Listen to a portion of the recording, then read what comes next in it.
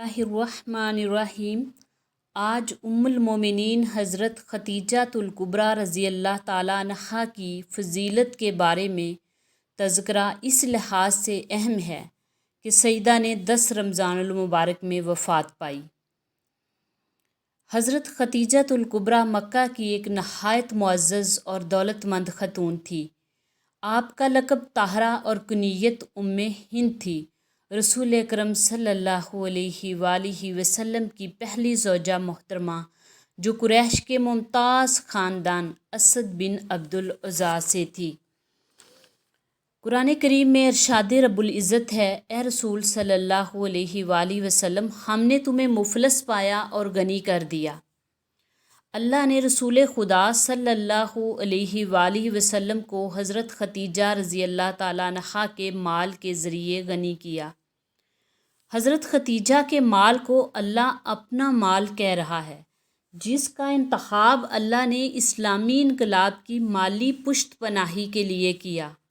عرب کی مالدار ترین ہستی حضرت خدیجۃ الکبریٰ رضی اللہ تعالیٰ عنہا نے اپنی دولت کائنات کی افضل ترین ہستی محمد مصطفیٰ صلی اللہ علیہ وآلہ وسلم کے قدموں میں نچھاور کر کے اثار اور قربانی کی ایسی مثال قائم کی جو رہتی دنیا تک بے مثل رہے گی۔ کتنی عظیم تھی حضرت خدیجہ، جنہیں 25 سال تنہا رسول کی رفاقت کا اعزاز حاصل ہوا اور رحلت کے بعد بھی رسول اکرم صلی اللہ علیہ وآلہ وسلم کی یادوں اور زبان پر رہی۔ بقول ام المومنین حضرت عائشہ صدیقہ رضی اللہ تعالیٰ عنہا، رسول خدا صلی اللہ علیہ وآلہ وسلم حضرت خدیجہ رضی اللہ تعالیٰ عنہا کی تعریف اور احسانات کا ذکر کیے بغیر گھر سے نکلتے ہی نہ تھے۔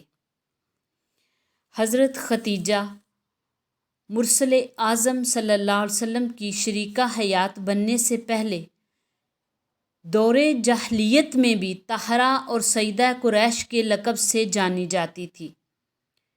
وہ معاشرہ جو عورت کو ننگو آر سمجھتا اور اسے مہد سے لحد تک پہنچا دیتا، وہی معاشرہ جس عورت کو طاہرہ سمجھے وہ کس عروج اور کمال کی حامل ہوں گی۔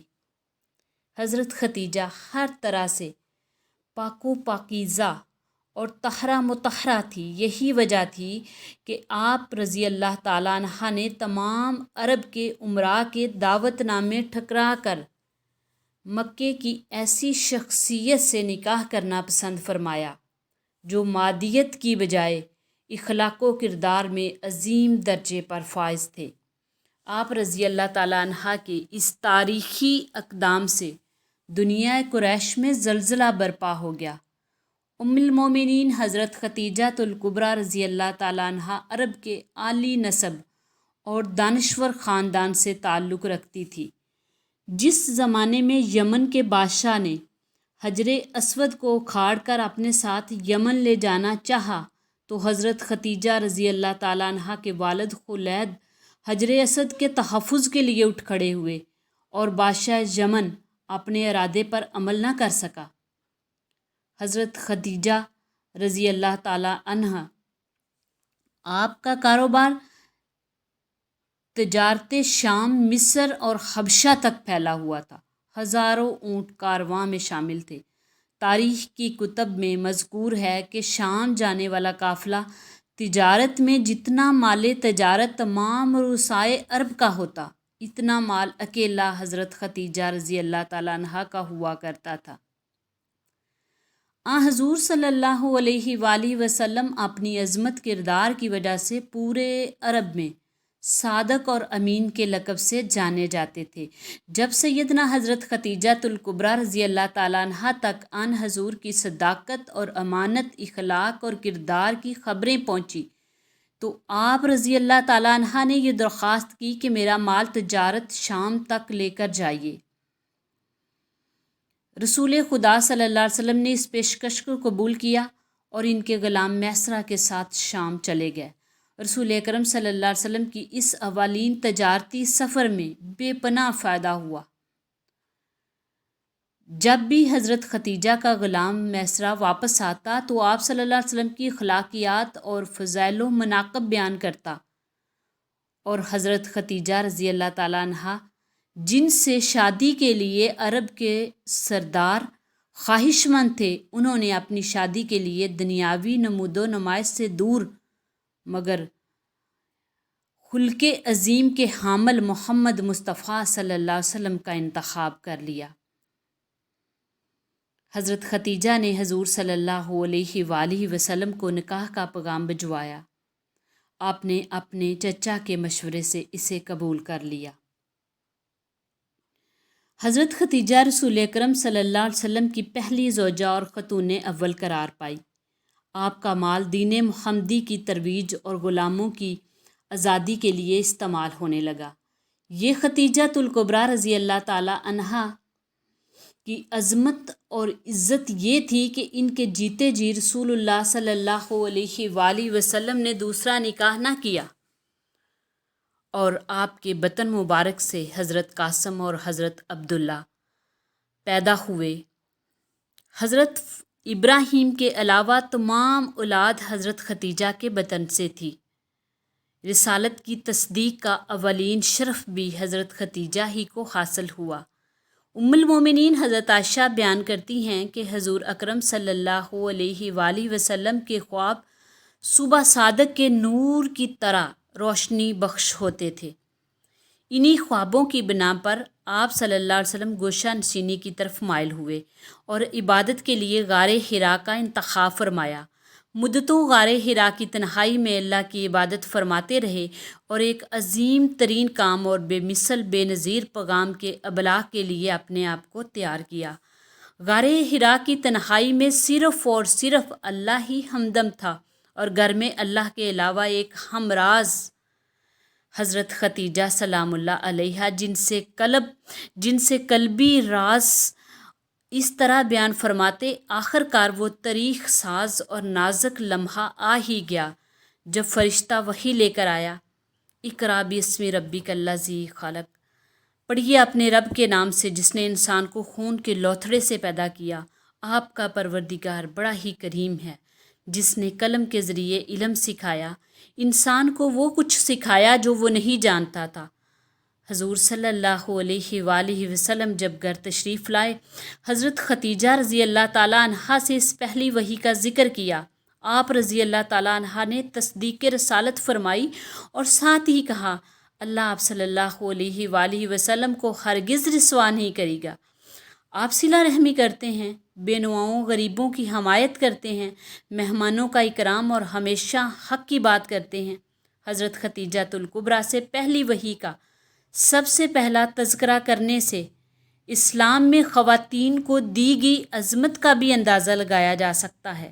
اعلان رسالت کا حکم سن کر آپ رضی اللہ تعالیٰ عنہ نے بلا توقف حضور کی نبوت کی تصدیق کی اور مصدقہ اول قرار پائی۔ رسول اکرم صلی اللہ علیہ وآلہ وسلم حضرت ختیجہ کا بے حد احترام کرتے اور ان کی وفات کے بعد بھی ان کو یاد کرتے۔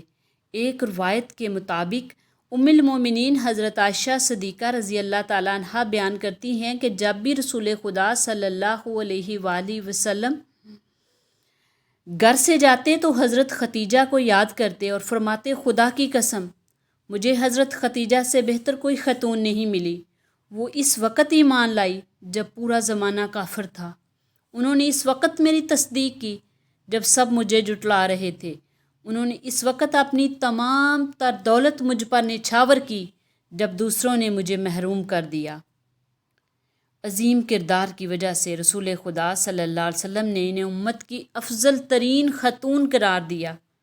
حضرت انس سے روایت ہے کہ نبی اکرم صلی اللہ علیہ وآلہ وسلم نے فرمایا، تمام جہان کی عورتوں میں سے 4 عورتوں کے مناقب و فضائل کا جان لینا تمہارے لیے کافی ہے، اور وہ ہے مریم بنت عمران یعنی حضرت عیسیٰ علیہ السلام کی والدہ ماجدہ، حضرت ختیجہ بنت خلید، فاطمہ بنت محمد اور فرعون کی بیوی حضرت آسیہ۔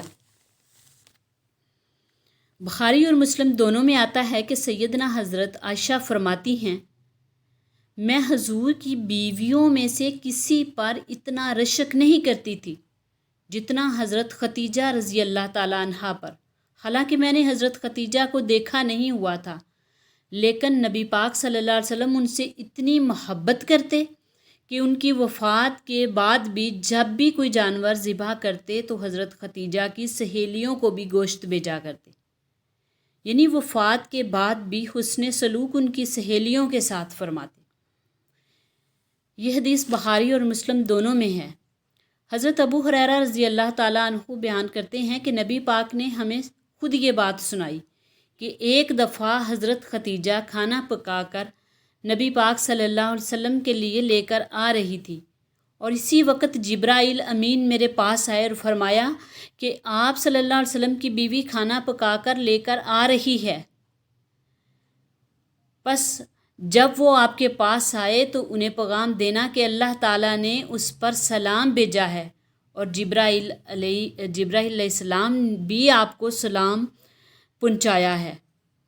دیکھیے آپ کی عظمت کہ حضرت ختیجہ کو اللہ تعالیٰ نے سلام بھیجا اور جبرائیل علیہ السلام نے بھی آپ کو سلام پہنچایا۔